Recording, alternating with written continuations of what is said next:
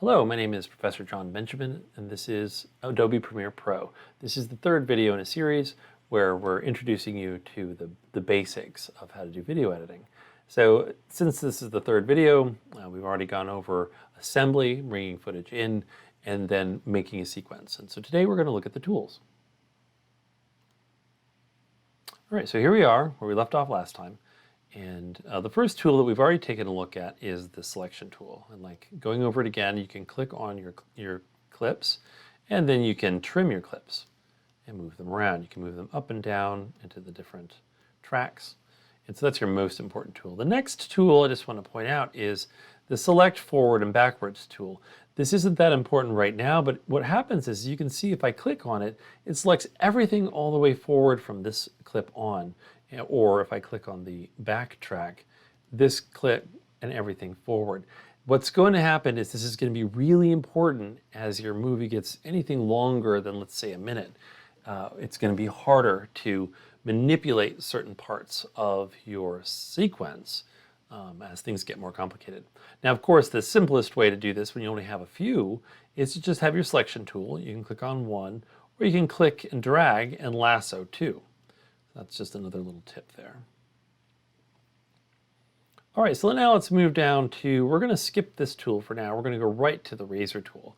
So the razor tool is a really excellent tool. It's basically, it refers to how traditional filmmaking was done, where they literally would cut film with a razor on a table. And so that's why we have a little razor there. And so basically anywhere you want to clip your footage, you just put your CTI where you want it clipped, and then you can come down with your razor tool and it'll snap to where your current time indicator is. So I just click right there, and you can see now I have sliced those two clips. So I can do a couple of things. I can just delete this clip by selecting it, and then I can select the negative space there and just delete, and then this clip will move in. I can also right click in here and hit ripple delete. Now, if I wanted to clip multiple tracks at the same time, let's say, for instance, let's say this track was above this track, like so, and you can see whatever is above the track below it, that's what you'll see, that's what will play. But let's say I wanted to slice these two together right at this point. I could go to my razor tool and hold the shift key down and click, and now notice that everything, and it would, even if we had audio, it would clip the audio. Everything's been segmented. So now let's say I just want to delete that bit, and then I've got that right there. I'm probably going to just move that track down. And so that's our razor tool. That's probably your most handy or go-to tool after your selection tool. All right, so now let's go ahead and move up to the ripple edit tool. So this is pretty fantastic.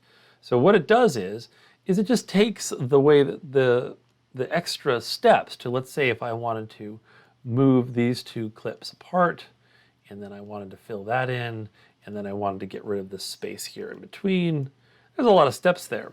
The ripple edit tool, I can just go ahead and make this clip smaller, and then it doesn't affect the clips before or after. It just sort of moves everything into place, saves you an extra step.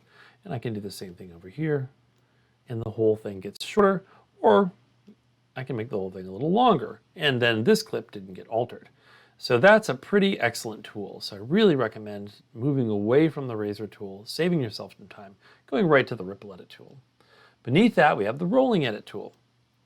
And this does a similar helpful bit. So if I have that, I can make the clip before longer and the clip after shorter, or vice versa, the clip before a little shorter and that one longer. And so I'm moving the distance and duration between these two clips.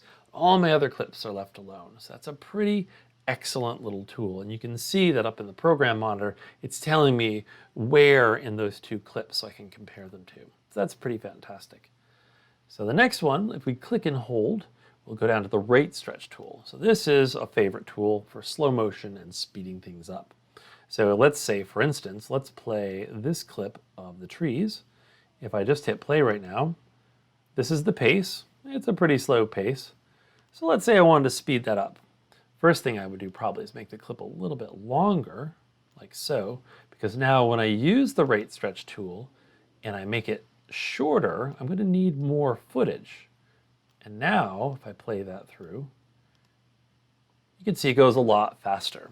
So essentially that's what you're doing. If you're shrinking the footage, you're speeding it up, but you have less footage. And then I can make it go really slow. So I can drag it way out, and then I can clip it again. And then let's play that sequence through. It's going very, very slow. Now, one thing to keep in mind, if you're going to do slow motion tracks like this, you typically want to think about it ahead of time and maybe shoot that scene at 60 frames per second rather than 30. So you've got more frames and it's going to be a little bit smoother when you slow it down. So that's the rate stretch tool. So that's a pretty fantastic tool as well. All right, then I'm just going to show you one more tool here today that's pretty helpful, but it's a little advanced, I realize. But here we have the slip tool.